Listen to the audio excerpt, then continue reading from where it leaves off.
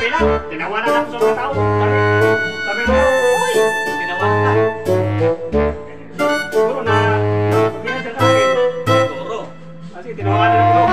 Sabi ko, bili na ako ng tinapay. Tinawanan ko pa ako. Hindi sila Nakita yung gandang lalaki mo. Hindi ba talaga, hindi mo na pagandang lalaki pa. siguro, umitik na siguro ang, ano po, yung ginagamit mo siguro. tinitik ko na skinol kalamansi. Pampakilid daw yan sa mukha. Oo. Ayan. O yung skinol kalamansi. Talaga pag-pugit-pugit. Dami naman. Nagsigawan na doon mga tao doon. Nakita yung itsura mo ngayon. Pugit-pugit ka na talaga. Napasa-pasta. Oo ba doon? Oo, tingnan mo. Nagsigawan yung mga tao doon sa labas. Ang sabi niya, Masyadong pugit ka na to. sabi niya, idol, idol, idol. Sabi ko, oh, good morning sa inyong lahat. Saan ka punta, idol? Bili ako ng tinapay. Oh, Ang nagsigawan doon sa gym. parang si Jericho Rosales ka na tol.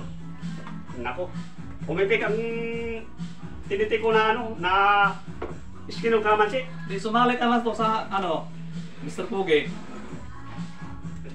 Ayaw ko. At saka na lang, pag ano, Tingnan mo, pugi-pugi ka na, tingnan mo yung mukha mo. tinawanan mo ako tol, baka linuloko mo ako, baka linagyan mo ako ng ano mo lang kasi tinawanan ako doon. Tinawanan.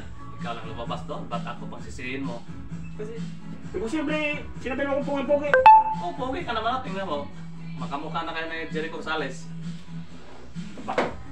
Ay, hanapin mo sa namin. Tingnan mo sa lamin, ba't ako sisihin mo? Anak, linuloko mo ako tol. Ba't ako ang sisihin mo? Kaya tinawanan ako doon sa ano sa mga tao doon sa labas. Ilinagyan mo pala ng uling ang mukha ko.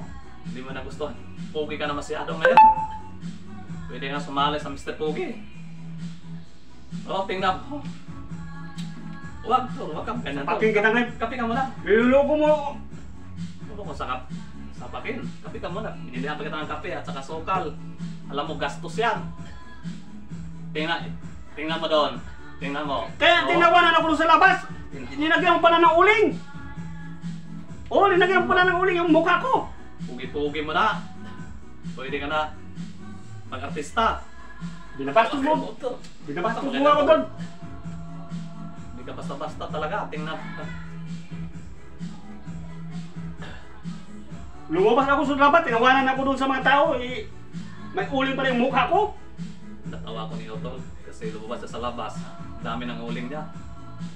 Kasi ano daw siya, pugi-pugi. Ngayon, lalong pumupugi siya dahil dumadami na yung uling niya sa mukha.